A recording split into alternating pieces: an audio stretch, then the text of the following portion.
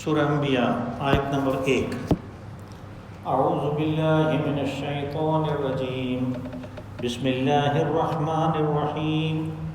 اقترب للناس حسابهم وهم في غفلة معرضون، ما يأتيهم من ذکر من ربهم محدث إلا استمعوه وهم يلعبون لاهية قلوبهم وأسروا النجوى الذين ظلموا هل هذا إلا بشر مثلكم أفتأتون السحر وأنتم تبصرون قال ربي يعلم القول في السماء والأرض وهو السميع العليم بل قالوا أضغاث أحلام بل افتراه بل هو شاعر فليأتنا بآية كما أرسل الأولون ما آمنت قبلهم من قرية أهلكناها أفهم يؤمنون صدق اللہ العظیم۔ اقترب للناس حسابهم وهم في غفلة معرضون، لوگوں کا محاسبہ قریب آ گیا اور وہ غفلت میں پڑے ہوئے منہ موڑے ہوئے ہیں۔ ما یأتیہم من ذکر من ربہم محدث الا استمعوہ وہم یلعبون، اور جب بھی ان کے لیے یا دہانی کے لیے کوئی نئی بات آتی ہے تو یہ اس کو بے پرواہی سے سنتے ہیں اور کھیل کود میں مشغول رہتے ہیں۔ لاہیۃ قلوبہم، ان کے دل کسی اور چیز میں اٹکے ہوئے ہیں۔ وَأَسَرُّوا النَّجْوَى الَّذِينَ ظَلَمُوا، اور پھر ان ظالموں نے آپس میں سرگوشی کر کے یہ مشورے کیے اور کہنے لگے هَلْ هَذَا إِلَّا بَشَرٌ مِثْلُكُمْ، کہ یہ تو بالکل تمہاری طرح کا ایک بشر ہے۔ أَفَتَأْتُونَ السِّحْرَ وَأَنْتُمْ تُبْصِرُونَ، تو کیا کھلی آنکھوں تم جادو کے پھندے میں پھنستے جاؤ گے۔ قَالَ رَبِّ يَعْلَمُ الْقَوْلَ فِي السَّمَاءِ وَالْأَرْضِ، رسول علیہ السلام نے فرمایا کہ میرا رب سب جانتا ہے جو آسمانوں میں ہے اور جو زمین میں ہے۔ وَهُوَ السَّمِيعُ الْعَلِيمُ، اور وہ سننے والا اور جاننے والا ہے۔ بل قالوا اضغاث احلام بل افتراہ بل هو شاعر، کہنے لگے کہ اس کے جو خیالات اور کلام ہیں یہ تو پریشان خواب ہیں، پورا گندہ خیال ہیں، بلکہ یہ اپنے پاس سست گڑھ لیا، یا یوں کہیں کہ یہ شاعر ہے۔ فَلْيَأْتِنَا بِآيَةٍ كَمَا أُرْسِلَ الْأَوَّلُونَ، تو اگر آپ کہتے ہیں نبوت کا، رسالت کا دعویٰ کرتے ہیں تو کوئی ایسی نشانی دکھائیں جیسے پہلے رسولوں نے دکھائی۔ مَا آمَنَتْ قَبْلَهُم مِّن قَرْيَةٍ أَهْلَكْنَاهَا، اور اس سے پہلے جو رسول آئے انہوں نے نشانیاں دکھائیں تو لوگ ایمان تو نہیں لائے، اس کے نتیجے کے طور پہ وہ ہلاک ہوئے۔ افہم یؤمنون، تو کیا یہ ایمان لائیں گے؟ یہاں سے ہماری نئی سورت شروع ہوتی ہے، اس کا نام سورہ انبیاء ہے۔ ایک تعارف کے لیے ہے، اس کا موضوع بھی یہ نہیں ہے اور نفس مضمون بھی یہ نہیں، البتہ اس میں بہت سارے انبیاء کے نام بھی ہیں اور ان کے بالکل مختصر سے واقعات بھی ہیں جو عبرت کے لیے جو چیز ضروری تھی اس مضمون کے لحاظ سے، تو غالباً اس وجہ سے تعارف کے لیے اس کا نام انبیاء پڑا۔ یہ ایک مکی صورت ہے اور مکہ کے اس دور کی ہے کہ جو ابھی آخری، جو تشدد کا آخری زمانہ تھا، جو اسلام کے، قرآن کے اور رسول علیہ السلام کے خلاف، یعنی کچھ اقدام کرنے کا جو انہوں نے ارادہ کیا اس سے ذرا پہلے کی ہے، کہ ابھی وہ ہنسی مخول سے، ٹھٹھے مذاق سے اور پروپیگنڈے کے ذریعے سے اس نئے خیالات کا اور اس نئی تحریک کا مقابلہ کرنا چاہتے تھے۔ یہ اس دور کی بات ہے، اور سورہ مبارکہ اس طرح شروع ہوتی ہے کہ جو پچھلی سورت کا آخری مضمون تھا بالکل اسی سے اس کو شروع کیا۔ وہ یہ اتصال کچھ اس قسم کا ہے کہ اگر ان کو علیحدہ نہ بھی کیا جاتا تو ایسے محسوس ہوتا ہے کہ جیسے وہی مضمون آگے چل رہا ہے۔ تو پہلی آیت میں یہ بات ہوئی کہ اقترب للناس حسابهم وهم فی غفلۃ معرضون۔ مکہ والوں کا، جیسے میں نے بارہا گزارش کی، کہ قیامت کے بارے میں، حساب کتاب کے بارے میں نظریہ انکار کا نہیں تھا، بلکہ استبعاد کا تھا۔ وہ کہتے تھے ہو سکتا ہے، پہلے نبی رسول کہتے رہے، بہت سارے لوگوں نے بھی اس کے بارے میں کہا کہ بھئی حساب کتاب ہوگا، لیکن ہوگا تو کروڑوں سال کا، یہ دنیا تو اسی طرح چلتی رہے گی لاکھوں کروڑوں سال، اس کے بعد ہوگا۔ تو اب اس وقت کے لیے اپنے آج کو ہم کیوں برباد کریں؟ آج تو ہم اپنی مرضی کریں گے، اس کے کسی قانون کی، کسی آئین کی، کسی شک کی ہم پرواہ نہیں کرتے، ہم اپنی مرضی کریں گے، اس وقت کی اس وقت دیکھی جائے گی۔ یعنی یہ استبعاد کا نظریہ ہے کہ وہ بعید ہے، وہ دور ہے، تو دور ہے جو اس کے لیے کہ وہ پریشان ہو۔ اس کا جواب دیا، کہا اقترب للناس حسابهم وهم فی غفلۃ معرضون، کہ لوگوں کا محاسبہ تو بالکل قریب ہے، سر پہ اللہ ساتھ لگا کھڑا ہے، یہ تو غفلت میں پڑے ہوئے ہیں، اور انہوں نے اصل بات سے، حقائق کبریٰ سے انہوں نے منہ موڑ لیا ہے۔ اب جو اقترب ہے یہ کیسے قریب ہے، اس کی مختلف باتیں ہیں۔ آپ دیکھیں رسول اللہ صلی اللہ علیہ وسلم نے فرمایا کہ بعثت انا والساعۃ کہاتین، آپ نے ایسے دونوں انگلیاں یہ ملائیں اور کہا کہ بعثت انا والساعۃ کہاتین، کہ میں اور قیامت اس طرح ہے۔ جتنے بھی انبیاء اور رسول آپ سے پہلے آئے، انہوں نے اپنے بعد آنے والوں کے بارے میں خبر تھی، بعد میں آنے والوں کے بارے میں خبر دی۔ جس مضمون اور جس موضوع میں وہ دوسرے نبی کے اور رسول کے آنے کی خبر دیتے تھے، بالکل اسی سیاق و سباق میں جب بھی بات ہوئی، رسول اللہ صلی اللہ علیہ وسلم نے قیامت کی بات کی، اس لیے کہ آپ کی بعثت اور قیامت کے درمیان کوئی اور نبی اور رسول ہے ہی نہیں۔ یہ آخری دور انسانیت کا شروع ہو گیا۔ اس سے پہلے جو مختلف ادوار تھے، پتہ چلتا تھا کہ اس کے بعد دوسرا رسول آئے گا، دوسرا رسول آئے گا، یہاں آخری بات ہوگی۔ پھر اس میں لغت کا بھی ایک خاص خیال ہے، ایک خاص یعنی وجہ ہے ایک طرح وقت کہنے کی۔ اصل فعل جو ہے کہ قریب آ گیا، قرب یقرب، اب اس میں جو افعل کے طرز پہ استعمال ہوا اقترب، تو یہ اس وقت استعمال ہوتا ہے کہ جب کسی خود کار نظام کے تحت کوئی کام ہو رہا ہو۔ آپ 30ویں پارے میں صورتیں پڑھتے ہیں، اذا السماء انفطرت، جب آسمان پھٹ پڑے گا۔ اب یہ جو فطرت ہے، یہ اصل میں انفرطا کا وہ صیغہ استعمال ہوا کہ باہر سے اس کو پھٹنے کے لیے کچھ بھی نہیں چاہیے، وہ اپنے اندرونی عوامل سے پھٹے گا۔ اذا السماء انشقت، اپنے اندرونی عوامل سے وہ ساری تبدیلیاں ہوں گی۔ یہاں پہ ایک طرح یعنی اس کے لیے ایک خودکار نظام اللہ نے بنا دیا ہوا ہے، جس میں کوئی توقف نہیں ہے۔ ہر لمحہ جو گزر رہا ہے وہ ہماری قیامت کو ہمارے قریب کر رہا ہے اور ہماری پیدائش کو ہم سے دور کر رہا ہے۔ وہ کسی شاعر نے بھی ایک بڑا اچھا مضمون کہا کہ جس کا کوئی مفہوم اس طرح ہے کہ گھڑیال جو آواز لگاتا ہے ہر گھنٹے کے بعد کہ ظالم یہ تو تمہیں منادی دیتا ہے کہ موت کا ایک گھنٹہ اور قریب آ گیا۔ تو ایک طرح جو ہے یہ خودکار نظام کے تحت جو فعل ہو رہا ہوتا ہے اپنے اندر سے کے عوامل سے، اس کو کہتے ہیں۔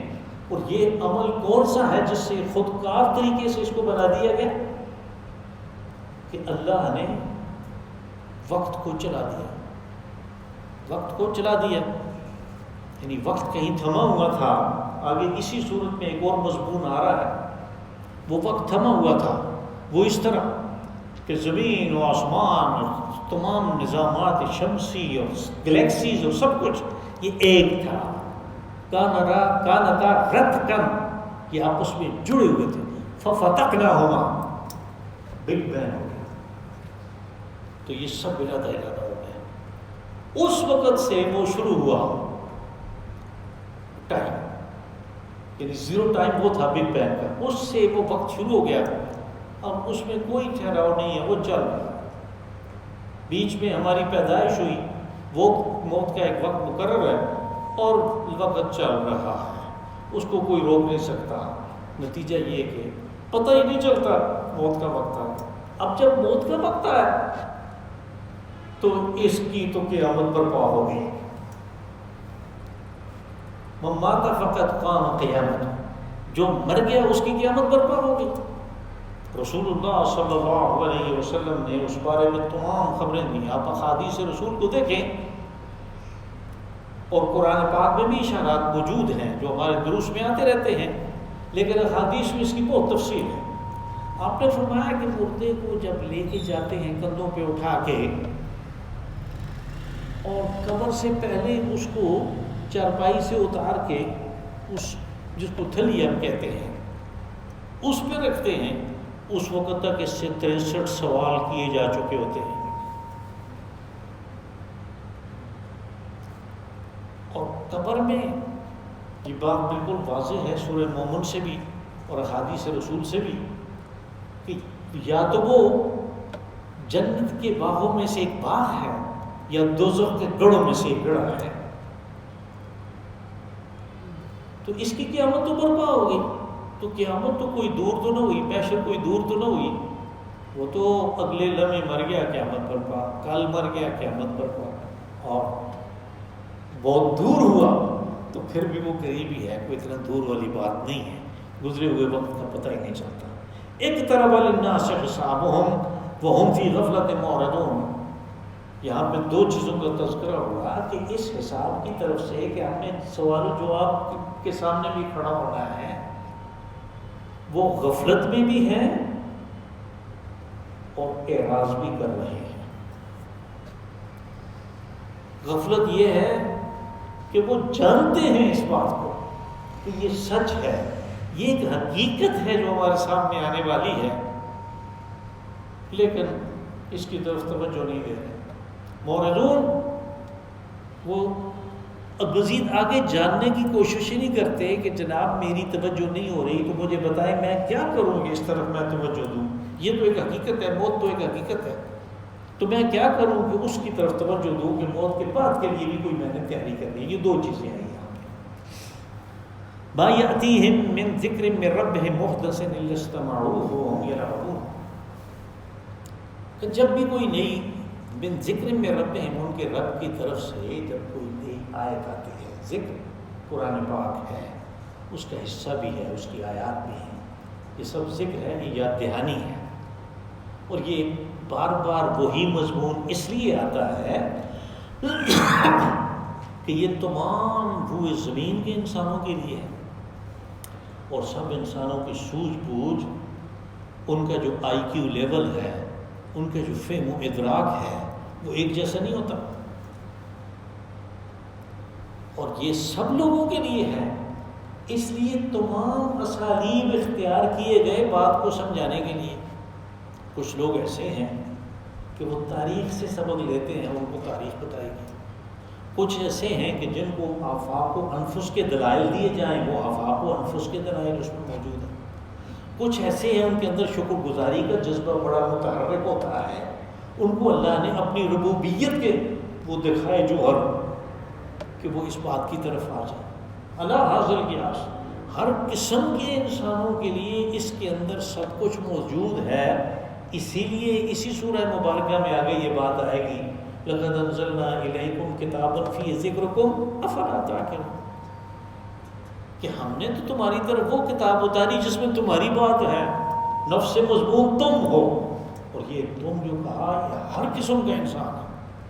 یہ نہیں کہہ سکتا کہ بھائی میں تو پیدا ہی اتنا امیر کبیر ہوا ہوں اور یہ تو غریبوں کے لیے نہیں، ان کے لیے بھی ہے. کوئی یہ نہیں کہہ سکتا کہ میں تو بہت گاریٹ قسم کا بہت زبردست پڑھا لکھا ہوں، یہ تو ان پڑھوں کے لیے. کوئی ان پڑھ نہیں کہہ سکتا یہ صرف پڑھے ہوئوں کے لیے، یہ سب کے لیے ہے۔ فی ذکرکم، اس میں تمہاری بات ہے، یہ تمہارے اوپر لکھا گیا ہے، تم عقل سے کام اس کی طرف توجہ کرو۔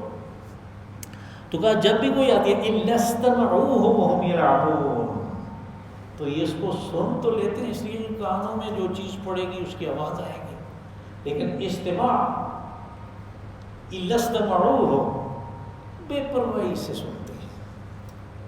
یہ بھی کوئی اسی طرح کی چیز ہوگی جیسے پہلے ہم سنتے آئے ہیں کافی سالوں سے۔ وَهُمْ يَلْعَبُونَ، اور وہ اپنے ہی کسی کھیل کود کے چکر میں پڑے ہوئے ہوتے ہیں، یعنی اس کی طرف توجہ دینے کے بجائے وہ اپنے ہی کسی کھیل کود میں پڑے ہوئے ہوتے ہیں۔ یہاں تک یعنی اس کا یہ مطلب نہیں ہے کہ یہ صرف کفار مکہ جو ہیں ان کی یہ بات نہیں، لوگ رسول اللہ صلی اللہ علیہ وسلم مدینہ منورہ میں آپ کھڑے خطبہ دے رہے ہیں، اور آپ کا خطبہ اس کا زیادہ حصہ قرآن پاک ہوتا تھا،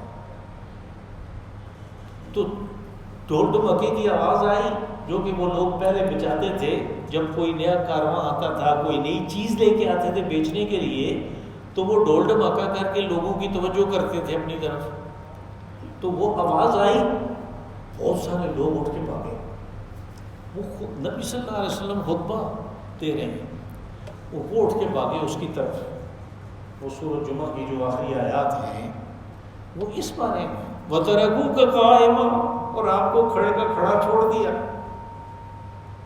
قُلْ مَا عِندَ اللَّهِ خَيْرٌ مِّنَ اللَّهِ وَمِنَ التِّجَارَةِ، کہا کہ انہیں واپس آئیں تو انہیں بتا دیں کہ جو اللہ کے پاس ہے تمہارے لیے وہ تمہاری کھیل کود سے اور تمہاری تجارت اور ان چیزوں سے وہ بہت اچھا ہے، اس کی طرف توجہ دیا کرو، اپنے نفع نقصان کو سمجھو۔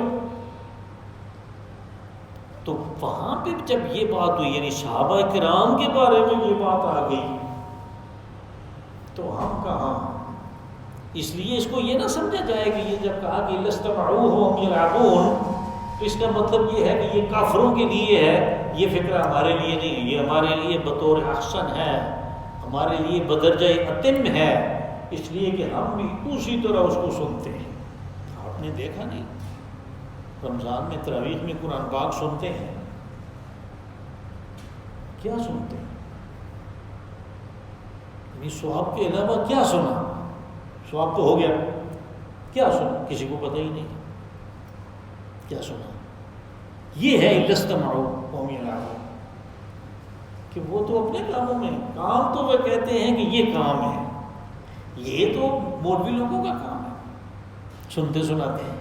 وَهُمْ يَلْعَبُونَ، کھیل کود میں، دوسرے خیالات میں ہوتے ہیں۔ لَاهِيَةً قُلُوبُهُمْ، ان کے دل جو ہیں وہ کسی اور ہی چکر میں پڑے ہوئے ہیں۔ وَأَسَرُّوا النَّجْوَى الَّذِينَ ظَلَمُوا، نجوہ کہتے ہیں سرگوشی کو، اور اثر یہ وہی ہے جو ہم اسرار کے طور پہ، سر کے طور پہ، مخفی چیز کے طور پہ استعمال کرتے ہیں۔ یعنی مخفی انہوں نے سرگوشیاں کی اپنی جگہوں پہ بیٹھ کے، اپنی مجلسوں میں انہوں نے یہ منصوبہ بندی کی کہ اس تحریک کا کیسے مقابلہ کریں۔ تو پھر وہ جو سوچ و بچار کے بعد، بحث و تکرار کے بعد کس نتیجے پہ پہنچے؟ اَسَرُّوا النَّجْوَى الَّذِينَ هَلْ هَٰذَا إِلَّا بَشَرٌ مِثْلُكُمْ، کہ لوگوں کو یہ بات کہو کہ یہ تو تمہاری طرح کا انسان ہے۔ أَفَتَأْتُونَ السِّحْرَ وَأَنْتُمْ تُبْصِرُونَ، اب یہاں پہ قول کہہ رہے ہیں کہ لوگوں کو یہ بتاؤ کہ تم کھلی آنکھوں جادو کے چکر میں پھنس جاؤ گے، جبکہ دیکھ رہے ہو سب کچھ کہ یہ تو انسان ہے، یہ چلتے پھرتے ہیں، کہ بیوی بچے ہیں، یہ تجارت کام کرتے ہیں، سوتے جاگتے ہیں انسانوں کی طرح، تو یہ کیسے اپنے آپ کو رسول کہتے ہیں؟ یہ بات تو انہوں نے کہی، لیکن جادو کا چکر اس لیے کہا کہ رسول اللہ صلی اللہ علیہ وسلم کی زبان سے جب اللہ کا کلام ادا ہوتا تھا تو وہ دلوں پہ اثر کرتا تھا۔ اب وہ جو اثر لیتے تھے اس اثر کو زائل کرنے کے لیے انہوں نے یہ منصوبہ بندی کی. انہوں نے کہا یہ انسان ہیں البتہ ان کے پاس کچھ جادو کسی طاقت ہے. اور یہ لفظ ہم بھی استعمال کرتے ہیں, یعنی اردو زبان میں بھی کوئی بات کو بہت مدلل کہہ رہا ہو جو اثر کرے, اس کی دلیل اثر کرے, ہم کہتے ہیں بڑا جادو بیان ہے. بالکل اسی مفہوم میں عربی زبان میں بھی یہ سحر جو ہے یہاں پہ یہ جادو استعمال ہوا کہ یہ زور اس کے اندر ہے. اب انہوں نے یہ کیا کہ بھئی لوگوں کو پہلے سے بتا رکھو کہ یہ کلام نہیں سننا, اگر سنا تو تم پھنس جاؤ. وہ کیا تھا, وہ قبیلہ دوس کے ایک شاعر تھے طفیل دوسی, تو وہ مکہ آئے تو لوگ پہلے ہی انہیں مل گئے. اب وہ مکہ آئے تھے اپنی زیارت کے لیے, عمرہ کرنے کے لیے, طواف کرنے کے لیے. تو مکہ والے انہوں نے لوگوں کی ٹکٹیاں لگائی ہوئی تھی, وہ راستوں میں بیٹھے ہوئے تھے, وہ پہلے ہی ان کو مل گئے کہ دیکھو یہ بہت اچھے کام کے لیے تم آئے ہو, لیکن ادھر ایک مسئلہ ہے کہ ایک آدمی ایسا ہے کہ وہ اپنے آبائی دین کے سے برگشتہ ہو گیا ہے, لوگوں کو بھی کر رہا ہے, ہمارے ان معبودان کو وہ غلط سلط بھی کہتے ہیں, لیکن اس کے کلام کے اندر اثر ہے, وہ جادو بیان ہے, اس کی بات کو نہیں سننا.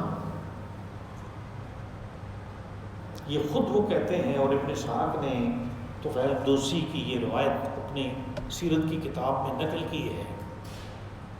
وہ کہتے ہیں کہ جب میں آیا تو پھر میں نے انتظام کیا کہ ان کی بات میں نہ سنوں, اور میں نے دیکھ تو لیا کہ یہ وہی ہیں جو ایک کونے میں بیٹھے ہوئے تھے.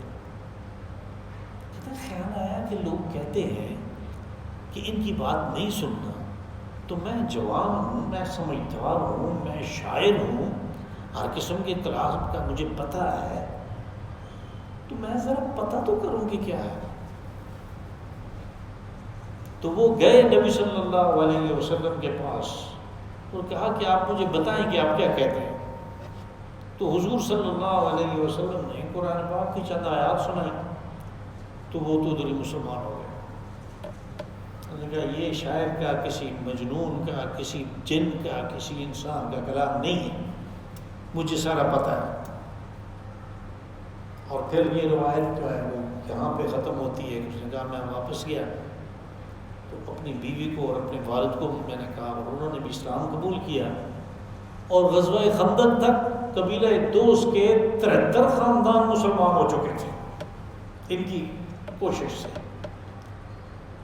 اب یہ لوگ جو کہتے تھے, تو اس کا نتیجہ اصل میں جو نکلا, اصل میدان میں, فیلڈ میں جس کو ہم کہتے ہیں, یہ نتیجہ نکلا کہ جس دعوت کو نبی صلی اللہ علیہ وسلم اور مسلمان بڑی محنت سے ان علاقوں تک نہیں پہنچا سکتے تھے, وہ ان کی اس کوشش سے پہنچ گئی, کیونکہ ہر آدمی کو کہتے تھے یہ نہ سننا. وہ اپنے جا کے قبیلے میں کہتا تھا کہ ادھر کچھ اس طرح کا بھی چکر ہے, تو وہ لوگ جو ہے وہ ہوشیار ہو جاتے تھے کہ پتہ تو کریں کیا ہے. تو اس طرح پورے جزیرہ نما عرب میں یہ معاملہ پھیل گیا. یہ ان کی جو بات تھی کہ آپس میں انہوں نے طے کیا کہ ہم یہ کام کریں گے, اس کام کا نتیجہ بالکل الٹا نکلا کہ وہ بات جو ہے گھر گھر میں پہنچ گئی. حل ھذا الا بشر مثلکم, یہ وہ اعتراض ہے کہ جو ساری امتوں نے اپنے رسولوں کے اوپر اور نبیوں کے اوپر لگایا کہ یہ ہماری طرح کا بشر ہے, یہ رسول نہیں ہو سکتا. رسول کوئی فرشتہ ہونا چاہیے. اللہ نے بارہا جواب دیا کہ اگر زمین پہ فرشتے قل لو کان فی الارض ملائکۃ یمشون مطمئنین لنزلنا علیہم من السماء ملکا رسولا, کہ اگر زمین میں فرشتے آباد ہوتے تو ہم ان کے لیے فرشتہ ہی بھیجتے. زمین میں انسان ہیں تو ان کے لیے انسان بھیجنا ہے. جب ہم کہتے ہیں کہ رسول کی زندگی تمہارے لیے اسوہ حسنہ ہے, بہترین نمونہ ہے, تو بھائی فرشتے کی زندگی کس طرح نمونہ ہو سکتی ہے انسان کے لیے؟ جو انسان کے اندر کے داعیات ہیں, جو اس کے اندر ڈیمانڈز ہیں, جو اس کی ارجز ہیں, وہ فرشتوں میں تو نہیں ہیں. تو وہ کیسے سکھائے گا انسانوں کو؟ وہ نہیں سکھا سکتا. تو انسان کو اس لیے بنا کے بھیجا. یہ گمراہی تھی اس وقت کی.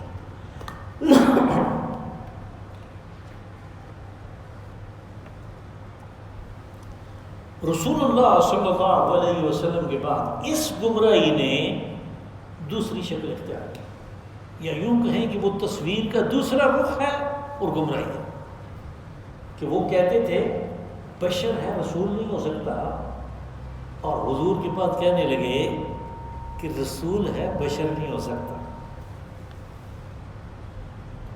گمراہی وہی ہے، صرف اس کا رخ تبدیل ہو گیا، اور اس پہ غور کیا جائے تو یہ وہی چیز ہے، اس میں کوئی ادھر ادھر کی بات نہیں۔ حل حاضر اللہ بشر مثلکم، سورہ فرقان میں آیا کہ ما لہذا الرسول یأکل الطعام ویمشی فی الاسواق، یہ کیسا رسول ہے کہ جو کھاتا پیتا ہے اور مارکیٹوں میں چلتا ہے، یعنی یہ رسول نہیں ہو سکتا۔ حالانکہ بارہا کہا گیا کہ یہی رسول ہیں۔ اب ان کا اپنا اعتراض جو ہے وہ ان کے منہ پہ دے مارا اللہ نے۔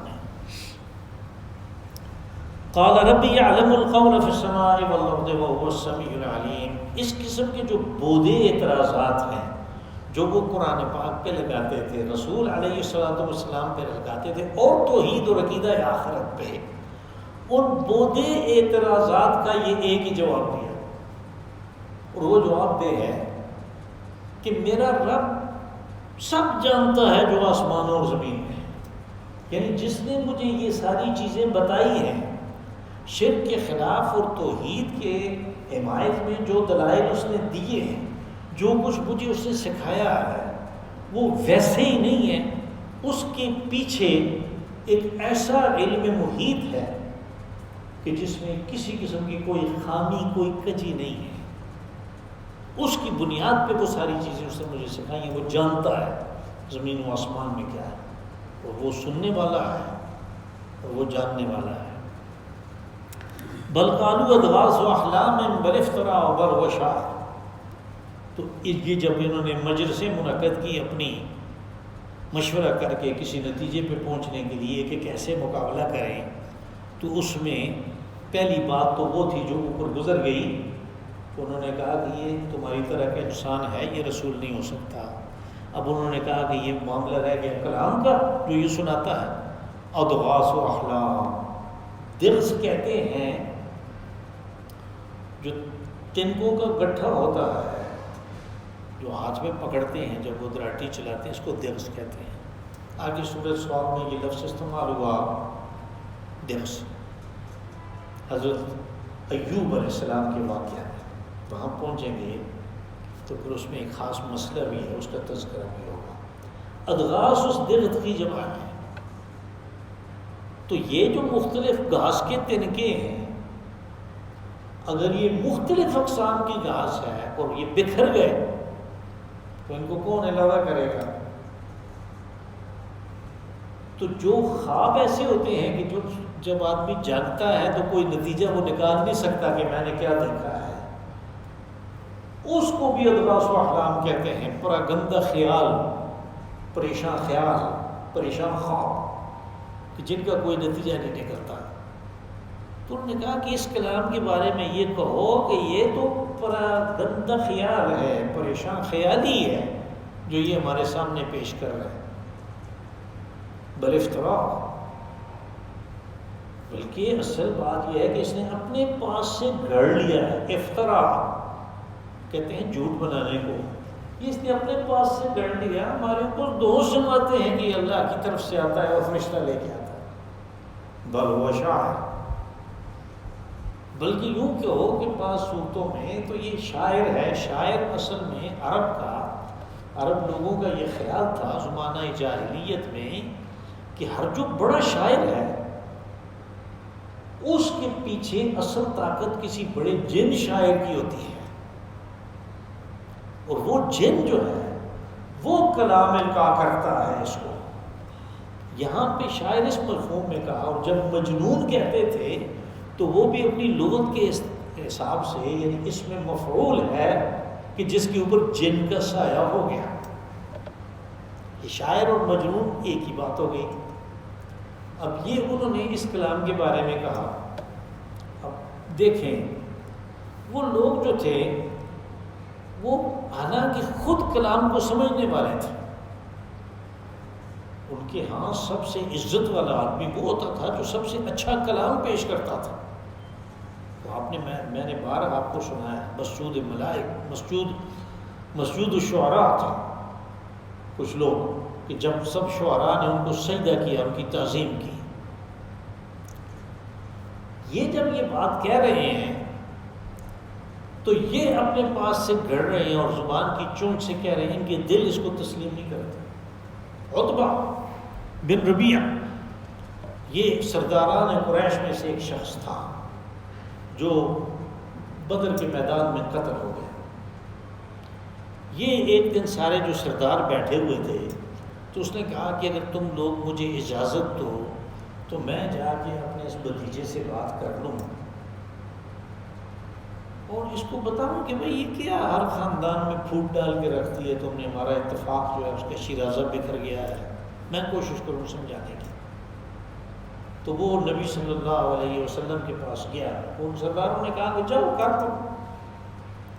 وہ آ گیا اور اس نے اپنی بات شروع کی کہ تمہاری اس تحریک کی وجہ سے، اس توحید کے عقیدے کی وجہ سے ہمارے تمام خاندانوں میں پھوٹ پڑ گئی ہے. وہ اس چیز کو پھوٹ کہتے تھے کہ ہر خاندان میں کچھ لوگ مسلمان ہو گئے، دوسرے جو ہیں وہ مسلمان نہیں ہیں. تو ان کا یعنی ایک قسم کی ایسے پولرائزیشن ہو گئی جیسے آج کل ہمارے یہاں پولیٹیکل پولرائزیشن ہے کہ قوم کے حصے بکھرے ہو گئے، علیحدہ علیحدہ. ان کے خاندانوں میں پھوٹ پڑ گئی. تو اس چیز کو وہ ناپسند کرتے تھے کیونکہ قریش کو اس بات کا پتہ تھا کہ عرب قبائل میں ہماری جو ٹور بنی ہوئی ہے یہ ہمارے اتفاق کی وجہ سے، اور اس اتفاق میں یہ پھوٹ پڑ گئی ہے. اس کے ذمہ دار یہ ہیں محمد صلی اللہ علیہ وسلم. تو اس نے اس بنیاد پہ یعنی اپنی بات اٹھائی حضور صلی اللہ علیہ وسلم کے سامنے اور کافی دلائل پیش کیے. جب وہ ذرا خاموش ہوا تو رسول علیہ الصلوۃ والسلام نے فرمایا کہ ابھی کوئی اور بات آپ نے کرنی ہے یا ختم ہو گئی بات؟ تو اس نے کہا نہیں میری بات ختم ہو گئی.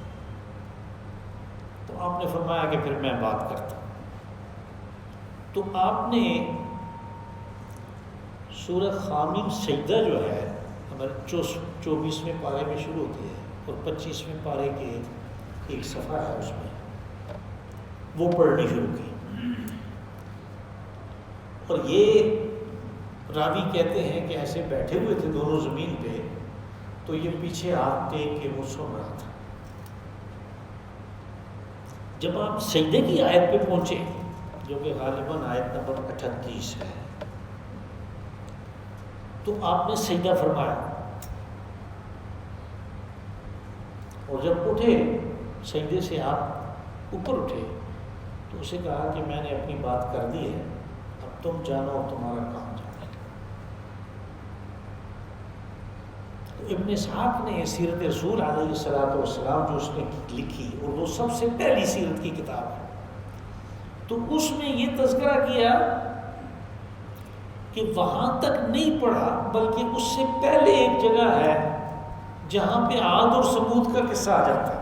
فَإِنْ أَعْرَضُوا قُلْ أَنذَرْتُكُمْ مِثْلُ صَاعِقَةِ عَادٍ وَثَمُودَ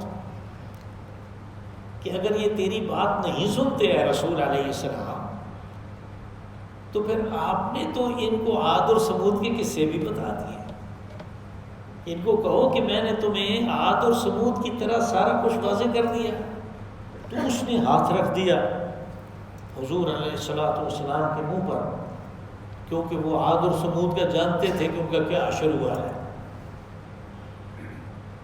بہرحال وہ چلا گیا تو جب واپس وہ ان سرداروں میں پہنچا تو ان کو کہنے لگا کہ میں نے ایسا کلام سنا ہے کہ یہ نہ اضغاث و احلام ہے نہ یہ اس نے اپنے پاس سے گڑھا ہے اور نہ یہ کسی شاعر کا کلام. تو میں تم سب لوگوں کو یہ مشورہ دوں گا کہ محمد صلی اللہ علیہ وسلم کو اس کے حال پہ چھوڑ دو. تو اگر یہ غالب آ گیا اپنے اس بات میں اپنی اس تحریک میں تو اس کی حکومت قائم ہو جائے گی پورے عرب کے اوپر، اور وہ حکومت آپ کی ہوگی، وہ قریش کی ہوگی۔ اور اگر عرب نے اس کو مغلوب کر لیا اور یہ تحریک ختم ہو گئی، اس کے ماننے والے ختم ہو گئے کسی جنگ میں، تو تمہارا کام تو لوگوں نے کر دیا، اس لیے تم کیوں اس چکر میں پڑے ہوئے ہو کہ ہم اس کی مخالفت کریں گے؟ اور انہوں نے کہا اس کے اوپر بھی اثر ہو گیا ہے، اس جادو بیانی کا اس کے اوپر بھی اثر ہو گیا۔ یعنی میرا کہنے کا مقصد یہ تھا کہ وہ جب یہ بات کہتے ہیں کہ یہ اپنے پاس سے گھڑ لیا ہے، یہ شاعر ہے، یہ مجنون ہے، یہ پریشان خیال ہے، لیکن اصل بات کو وہ سمجھتے تھے کہ اصل کیا ہے، یہ اللہ کا کلام ہے، انسانی کلام نہیں ہے۔ وہ اس بات کو سمجھتے تھے، صرف ان کی انا، ان کی سیاست وہ ان کے آڑے آ رہی تھی۔ فَلْيَأْتِنَا بِآیَةٍ كَمَا أُرْسِلَ الْأَوَّلُونَ، کہا کہ یہ کیا ہمیں کلام سنا دیتے ہیں، کوئی معجزہ لے کے آؤ، کوئی کسی عذاب کی نشانی لے کے آؤ جیسے پہلے رسول لے کے آئے۔ اب اس کا جواب دیا، ما آمنت قبلہم من قریۃ اہلکناھا، کہ ہم نے بہت معجزے دکھائے، بڑی عذاب کی نشانیاں دکھائیں، لیکن جن بستیوں کو ہم نے ہلاک کیا وہ یہ دیکھنے کے بعد ایمان نہیں لائے۔ تو کیا تم بھی ان کی روش پہ چلنا چاہتے ہو؟ یعنی ہم تمہیں عقلی اور فطری دلائل دے رہے ہیں، تاریخی دلائل سے تمہیں قائل کرنے کی کوشش کر رہے ہیں، اور تم وہ چیز مانگتے ہو جو انہوں نے مانگی، اور فوراً پھر اس کے بعد عذاب آئے۔ اپنے لیے کوئی اچھی چیز طلب کرو، یہ مت طلب کرو کہ ہمیں کوئی حصی معجزہ دو، جب معجزہ آ گیا ایمان نہیں لاؤ گے پہلے لوگوں کی طرح۔ فرعون نے کیا کچھ نہیں دیکھا، حضرت موسیٰ علیہ السلام کے کیسے کیسے معجزات تھے، وہ تو ایمان نہیں لایا، یہ سمجھنے کے باوجود کہ یہ ٹھیک کہتا ہے، وہ ایمان نہیں لایا۔ تو تم کیوں معجزہ طلب کرتے ہو؟ تم عقل اور فطرت سے کام لو، اپنی سوجھ بوجھ سے کام لو جو عقل اللہ نے دی ہے، اور ایمان لاؤ۔ افہم یؤمنون، کیا وہ لوگ ایمان نہیں لائے اور وہ ہلاک ہوئے، تو کیا یہ ایمان لائیں گے اگر معجزہ آ گیا؟ یعنی افہم یؤمنون کا معنی یہ ہے کہ کیا وہ ایمان لائیں گے؟ پہلے والے نہیں لائے معجزے دیکھ کے ایمان، تو یہ کیسے لائے؟ اللہم صلی وسلم وبارک علی عبدک ورسولک ونبیک محمد